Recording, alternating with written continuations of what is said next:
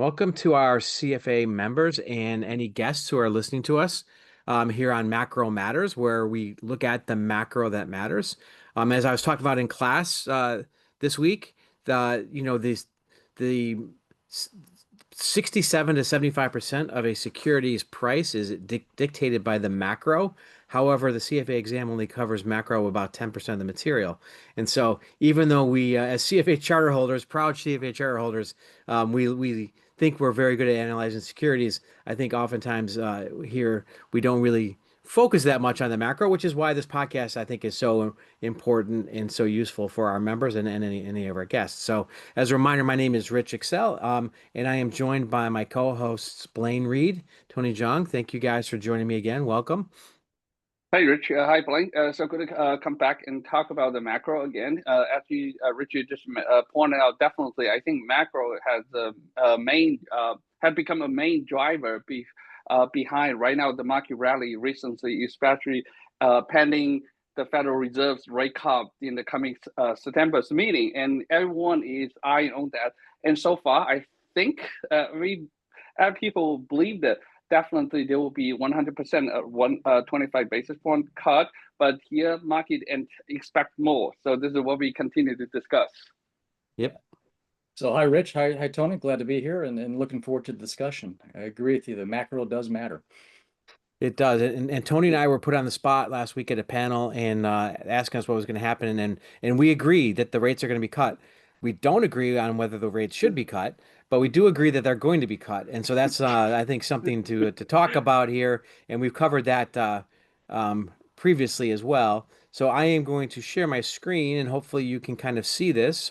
And you'll see the rate cut expectations. And looking at this, here we are today for the September meeting. We're looking at cuts about 90% chance, 88% chance of rate cut in September. If we look at this going back 2 weeks ago, it was about 85% chance. And so really the market, and there was a little bit of a wiggle in there before the Jackson Hole, but essentially over the last 2 weeks, the market's fairly convinced we're going to get a cut in September. And by March, 2 weeks ago, we thought there were going to be three cuts. Now, if we look at where we're at March, where it's still around three cuts, maybe a little bit more than three, but essentially one cut in September and then three cuts by March. And this is all before Chairman Powell leaves, by the way. So, I don't think anything's really changed in terms of the Fed's view or the market's view of what the Fed's going to do. But I do think there's been some change in terms of what they should do. And I think there's been some changes and maybe some concern. And I wonder your thoughts on this, because to me, the takeaway from Chairman Powell's speech was not about what's going to happen with rates. The takeaways from the Jackson Hole were twofold. One, whether or not they have an inflation target or care about an inflation target anymore. It seemed to me that they're talking about focusing on jobs and not worrying about inflation. But more importantly, I think the other thing that's kind of going on is central bank independence, right? And see with Chairman Powell, what we see with the Governor Cook, I think the market's a little concerned about that. I mean, we might be seeing that, but let's kind of get into that a little bit. And I think some of that what we're seeing, and here, if we just look at the 10-year yield, and Blaine and I, we were talking about this beforehand, it's kind of just it's consolidating. If you look at it technically, you're like, it's just kind of falling into this wedge pattern, and the volatility is going away. You like to think, oh, well, there's no big shakes, nothing's really happening, right? It's kind of boring, etc. However, I think when you start to look at decomposing some of that yield over since September of last year when we got 50 basis points cut, and we know that the 10-year yield spiked up quite a bit after that cut. You look at it, and 2-year yields have round tripped, right? They were 3.61 or 62 a year ago. They're 3.62 now. So where rates were going to end up 2 years from now on this Fed rate cut path, the opinions have changed over the last year, but we are where we were a year ago. But what has changed is inflation expectations have gone up by about 35 basis points over the last year. If I'm looking at the tips market, and the biggest move has been in term premia, which is the amount that people want to get paid more to hold on to longer term debt, has gone up by 100 basis points. And so while the 10 years only up 60 basis points, and rate cuts are just kind of wherever they are. The under the hood, if you will, on the underlying thing is that the markets are still concerned, even more concerned now than they were a year ago about inflation, and they're getting more concerned about maybe Fed independence, maybe fiscal policy, whatever you want to call it. People want to get paid more to lock in their money. So, Blaine, I'll put it to you first. What do you think might be potentially driving these concerns in the market? Yeah, so I think you hit on a lot of them there, Rich. I think if you look at the 10-year, there's still, at least in my view, there's still concerns about inflation, which you've mentioned. We've seen a couple of gauges here recently, via expectations that have ticked up. I also think something that we haven't, it hasn't been in the press recently, but was in the press, just a couple months ago, was the increased government spending. Concerns about that. I think that is probably, when you look at that prior chart of the 10-year where we've consolidated to a level, I think, that's probably keeping the 10-year higher than maybe folks would like to see it go.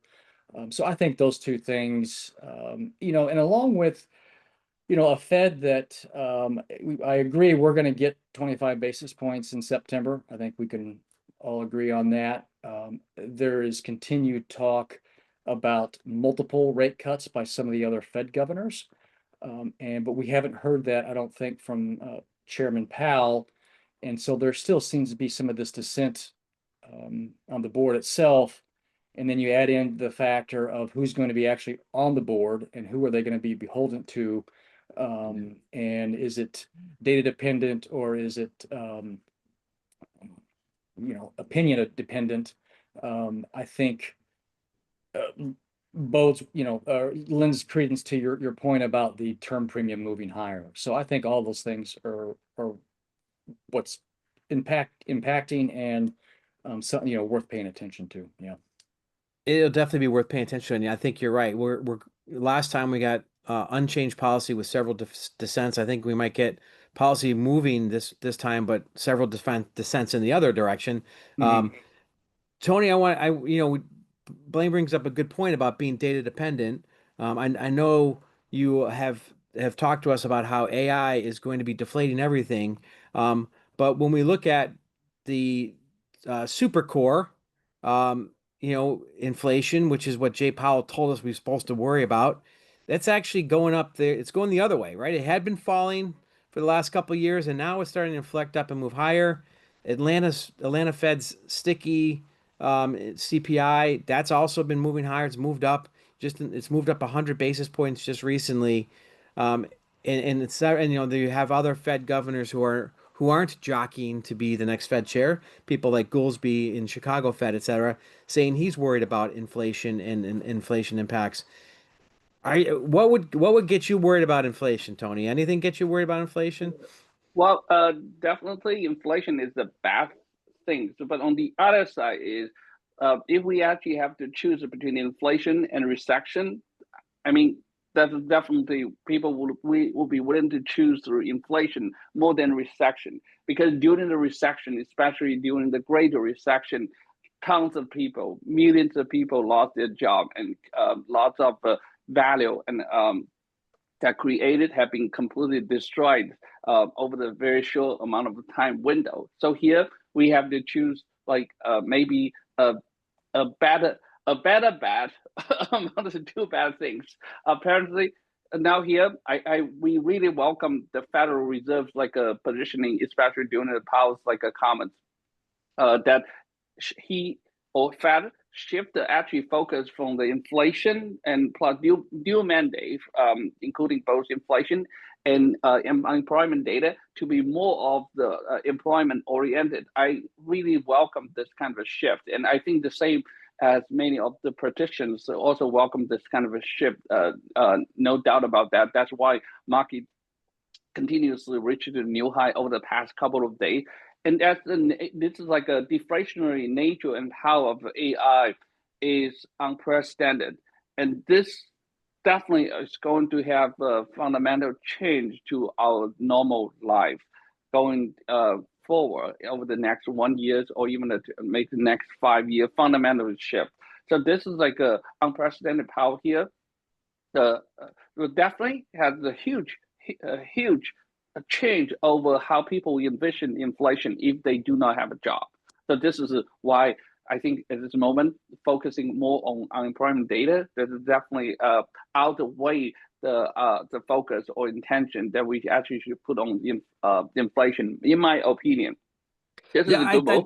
I think you make a good point. I don't know how rate cuts are going to help people get a job because um, it's, I mean, is a company just because a rate cut's going to kind of Oh yes, hold on to certainly, more certainly. people? And I mean, whenever I think we talked about labor market slowing, we've seen a lot of different measures, not just the Yes, non-farm payroll, but whenever I'm worried about whether or not there's going to be a recession, I always ask, well, what's the credit market think? Because bondholders worry about recession even more than equity holders do of because course. that's the only thing that can mess things up for them, really. And so I went and I looked at the credit spreads. Here's the Moody's corporate average index versus the 10-year yields, and you look at it at 159 basis points, lower than it normally is. It's usually somewhere around 2%, just under 2%.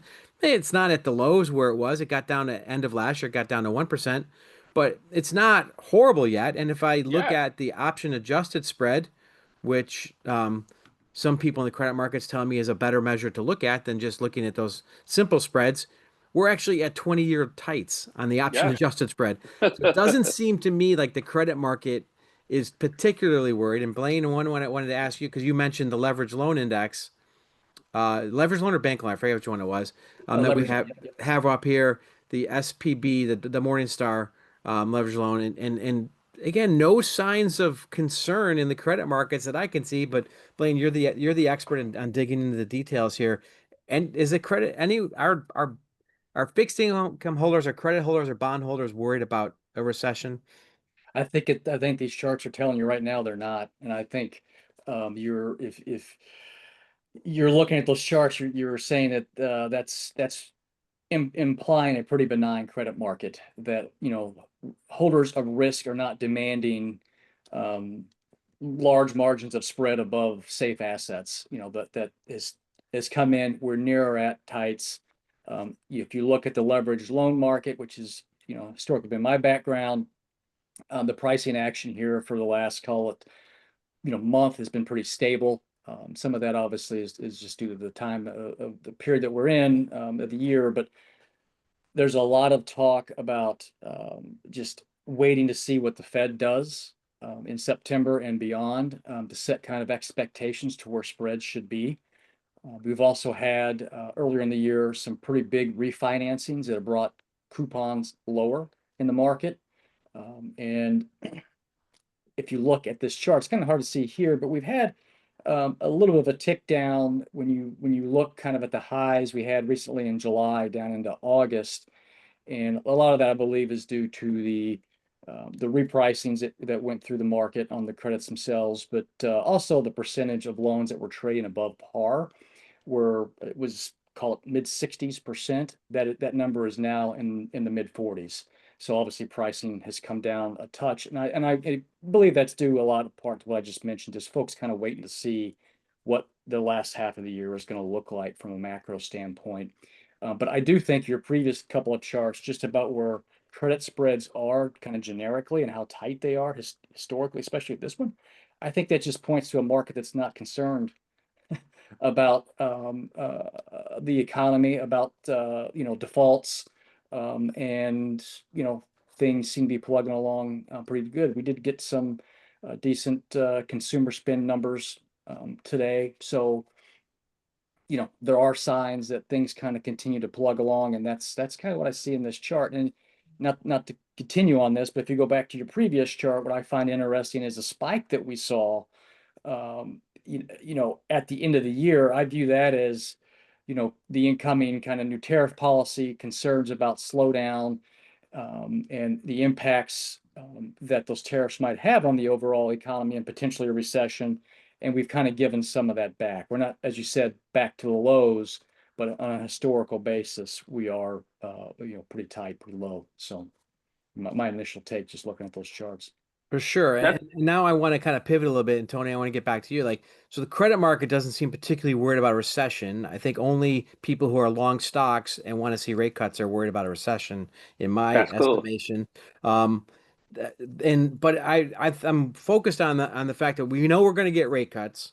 We Yes, probably shouldn't get rate cuts, and so that sounds like policy error. And you see that I not just disagree. not just in other places, but you look at this is I'm looking at the 10-year, 30-year real rate spread, and you can see that this year we've steepened considerably from 20 basis points to 80 basis points. It's another way of looking at that term premium, I think, of people wanting more and more yield to lock up their money because they're worried about this policy error. And then I think this is one, the 2-year, 10-year yield curve has been steepening as well. Yes, Again, I think potentially indicative of policy error that we know we're getting rate cuts in the short term, yes, but that potentially either stokes inflation. It's either Fed policy error or it's concerns of Fed independence or it's concerns of fiscal spending, whatever concerns you have, the longer term rate holders are want to get compensated more. And we've talked about small caps versus large caps. This is a chart that I'm stealing from Francois Trahan. I saw it in one of yes. his decks.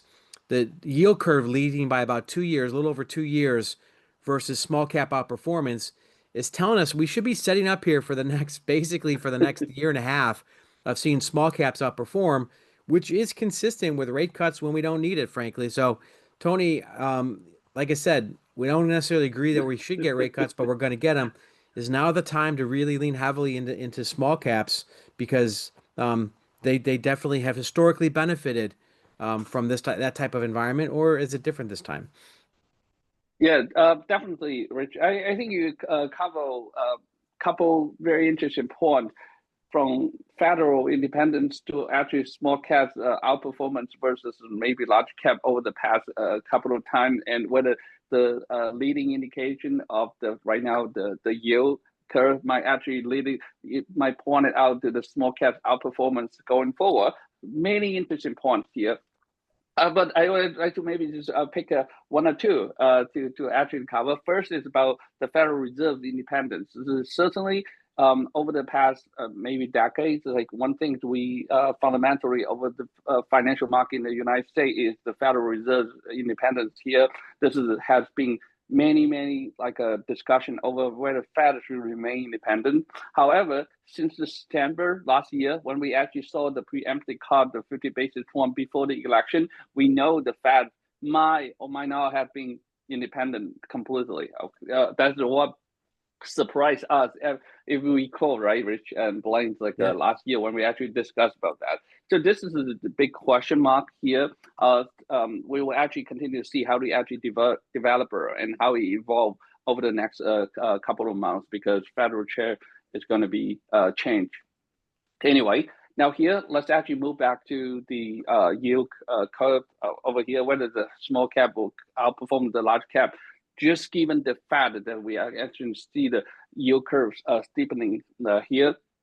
My point is that from a trading perspective, well, maybe short term, one month or even a quarter, we might see the small cap outperform the big cap over the next maybe 1 month or two. But what right now, the impact is fundamental. And what that means is the AI is going to actually shift the people's belief from whether during this like declining rate environment, the small cap outperform the large cap belief this time. I think it's going to be completely different because all the resource and fundamental and capex investment in the AI area that has actually favored the large cap tech because they have the huge not only the capital but also the human labors necessary in this domain as well. So based on the Nvidia's like earning report and other like Snowflake, MongoDB, all this kind of like earning report recently that what we have seen, the CapEx investment into the AI not only decelerate but continues to accelerate. that's actually not a game that small cap company can actually play. So in this, that what that being said is, I think this time it will definitely be different from the maybe longer term perspective, one half year or 1 year, 1 year perspective. But if you from the short term, due to the yield curve steepening, we might actually see the small cap outperform for maybe a short time. That's very reasonable, and this is not a surprise to me. But here is my point: is focusing on the large cap tech. It's definitely the main things that people should not like ignore. Yeah, I want to I want to kind of pivot and now talk about Nvidia a little bit and Nvidia earnings. Nvidia, earnings were better than expected. Surprise, surprise, they're always better than expected. I mean, they Yeah, have been for the last 5 years. So that shouldn't be a surprise. I think the commentary that caught people a little off guard was their commentary on data centers slowing down a little yeah, bit. This is a relative rotation graph. We've looked at this before. And what we can see is this is just over on a daily basis. Last 2 weeks, tech and utilities have kind of fallen from the leading the market 2 weeks ago to lagging the market now the last 2 weeks. So investors have been kind of pivoting away from tech and utilities, pivoting away from data centers, if you will. This is all before Nvidia reported earnings. Not sure if it's just people kind of taking some chips off the table or if there is some other narrative slowly creeping into the market here that maybe for the near term, we're kind of peaking out on what the data centers can do. And interestingly to me, looking at some of these other things, are you see sectors like energy and materials that are moving from lagging all the way up to improving or leading categories, which suggests those are big inflation beneficiary sectors that they definitely benefit when inflation's higher than expected. And you see financials starting to do better. Normally, you wouldn't see financials doing better when rates are going to get cut, but they're doing better because the yield curve is steepening, which is a high correlation with net interest margins. And so when I look at this, I see investors just again, this is 2 weeks in the last 2 weeks of August. It's people are on vacation. I get it. I don't want to read too much yes. into it. However, the price action here suggests to me that investors are worried about inflation. They're worried about and they're looking for inflation beneficiaries. Tech is not an inflation beneficiary historically. They're worried about yield curves steepening, and maybe they're worried that we're gone a little bit too far, too fast on this whole data center theme. So, what is your take? Ask you, Tony, first, then kind of go to Blaine next about what we saw from NVIDIA and what's the read through into other places outside of NVIDIA, which itself is obviously still generating a ton of cash flow. Well, technically, that we shouldn't cover just maybe one particular stock, but in this case, like Nvidia is so unique, which actually might be the pretty much the indicator of overall AI spending here. That's I think why. NVIDIA is bigger than the entire country of Germany's stock Oh, market. So so I think if you're going to certainly. cover one stock, that might be a good one to cover. That's certainly that's why it's so unique here. If we actually look at the earning report, earning announcement within the Nvidia, this is one thing certainly for sure that the capex this is like investor focus on is still accelerating, and that part by itself like speak out so many things. Well, that being said, is we actually just look at the fundamentally and also macro, the things behind it, all of the earning announcement of the company here. That's actually one of the major driver here fundamentally. So nothing has changed. So in my opinion, like any weakness that we have seen in the tech right now, maybe the sell off or maybe the weakness over the past 2 weeks here might still turn out to be a buying opportunity. So that's my interpretation.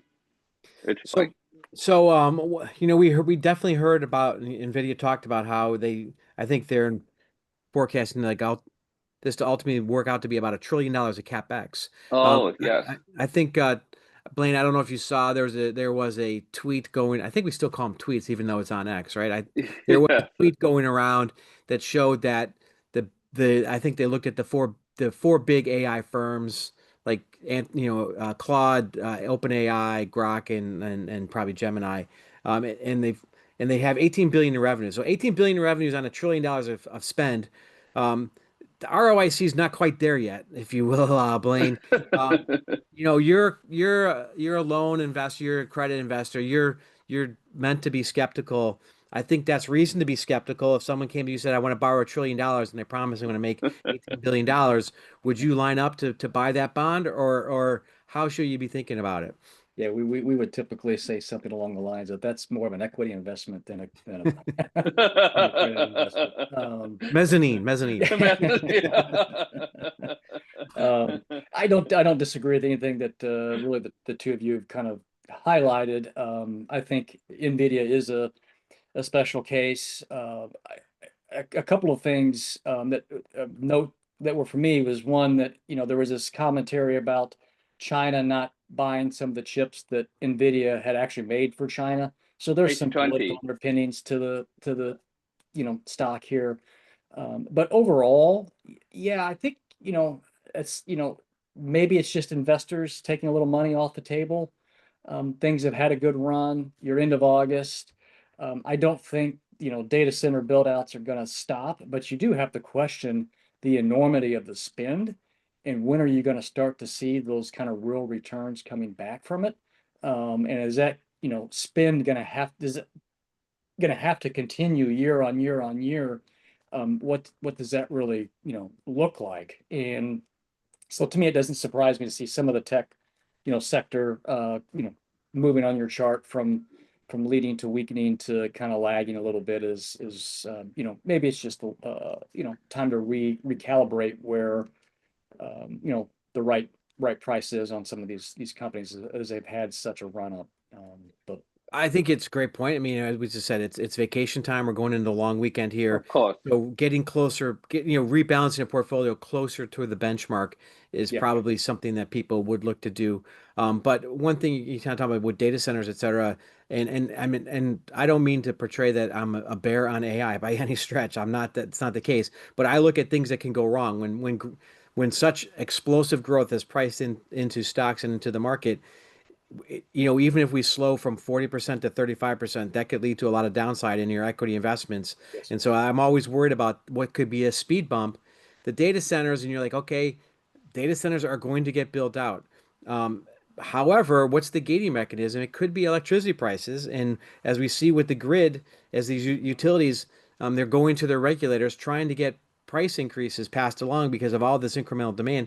And we are already seeing massive price increases in the Northeast getting passed on to consumers, which is not very welcome. Of course, every part of the grid or every grid block is going to handle it differently. Every regulator is going to handle it differently. Some are taking data centers off the grid. Some are just passing along to consumers. But that's a potential hiccup, and I think that's a discussion point. And that's probably something that could slow the pace of growth, at least here in the near term, that gets people thinking. And I'm more thinking and focusing on what's the narrative and what are people going to be talking about in the post Labor Day FOMC investor conference season, right? Everyone's going to be going to conferences in early September when they get back. What's the Yes. buzz going to be? And Tony, I want to end here maybe on one last chart because you're a resident crypto expert as well. I like to think of Bitcoin and Ethereum, frankly, as disruptive technology as well, but also as probably the leading indicator of risk appetite. Yes. So I look at them, compare them to triple Qs, which will definitely benefit from AI and from data center buildouts, et cetera. And as bullish as I am on crypto, it's noticeable that in the last several weeks, Bitcoin has moved lower, right, from over Yes. 125,000 to under 110,000. Ethereum, which I'm still very, very bullish on, overbought for sure, but has come back off of all-time highs and is trading lower back to 4,300 or so from getting up above to 4,800. And are those pointing to the fact that maybe triple Qs here, the technology trade, maybe has a little bit more legs on the downside? I'm not calling for the all-time top in triple Qs. I'm not saying it's going to crash. I'm just saying as we look into the next month or so, as people are coming back, a lot of the good news you can get in stocks in terms of rate cuts and earnings, et cetera, is already out there. There's more potential bad news than good news, it seems to me. And maybe some canaries in the coal mine of risk appetite in the crypto market are telling me that maybe we could see some downside. Um, that's how I kind of look at it, and that's what I start to get worried about. What do you think, Tony? Is this time to maybe take some chips off the table and wait and reset at lower prices, or is this time to kind of push your chips all in?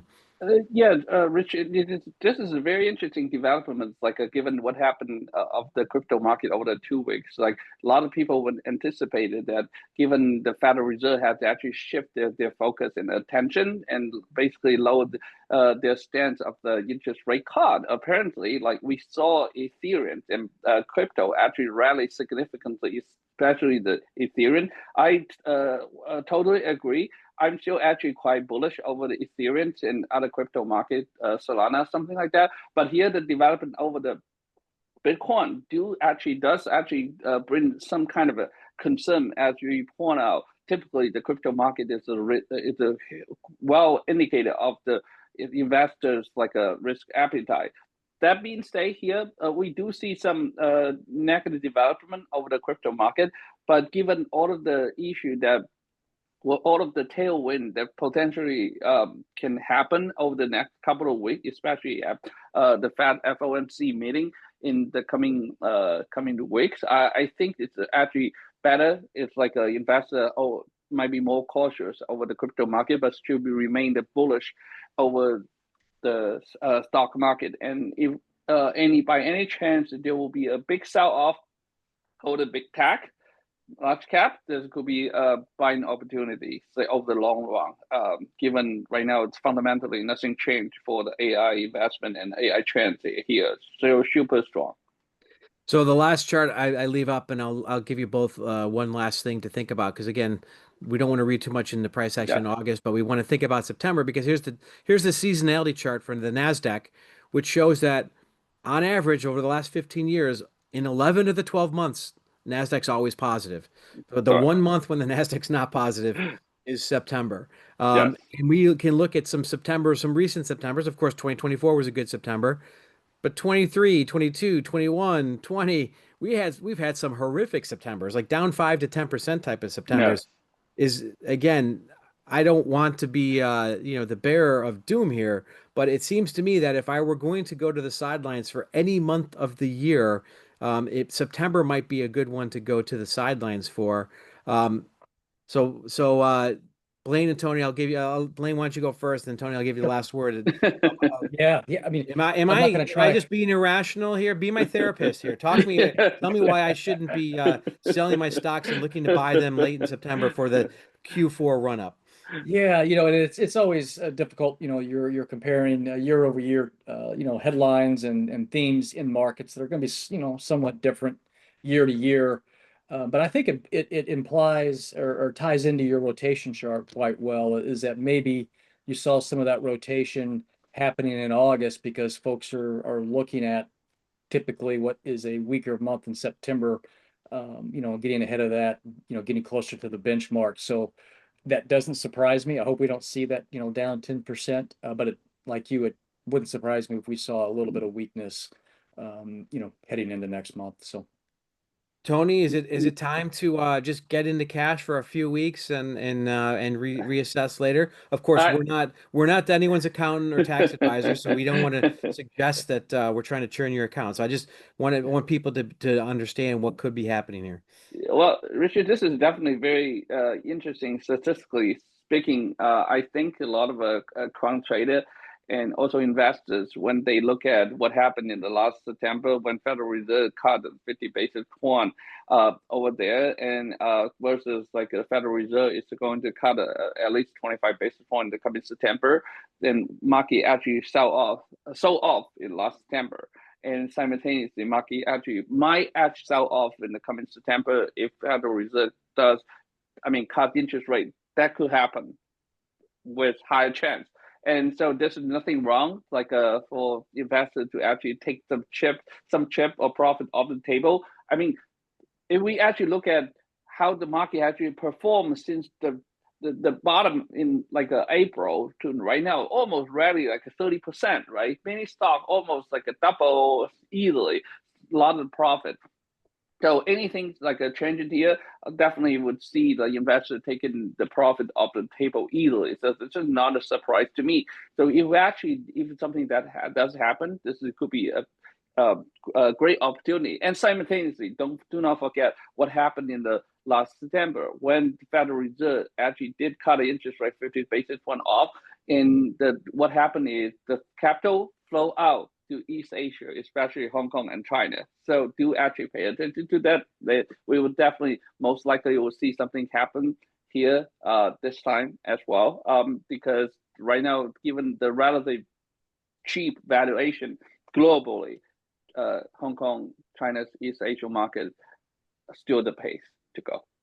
And there's plenty of AI themed stocks in that part of Yes, the world as well. So correct. it's not irrational for people to want to rotate there. Okay, Of with course. that, I think we'll leave it there. Thanks everyone for joining us. Thank you, Tony. Thank you, Blaine, for joining me. Appreciate the discussion because, of course, we know the macro matters, and we want to dig into the macro that matters for all of our investors in both the equities, credit markets, and other markets as well. Thanks, guys. Yes. Finally, we also encourage our students actually to look at it and actually start watching over the market, how market developers, certainly for sure, right? And make sure that if they are looking at it, that they like, share, and subscribe because it only helps our numbers and gets our bonuses Yes. higher from 0 to 0. Yes, totally. Okay, have a good Labor Day weekend, Yeah, have everyone. a good Labor Thanks, Day guys. weekend. Yes, see you then.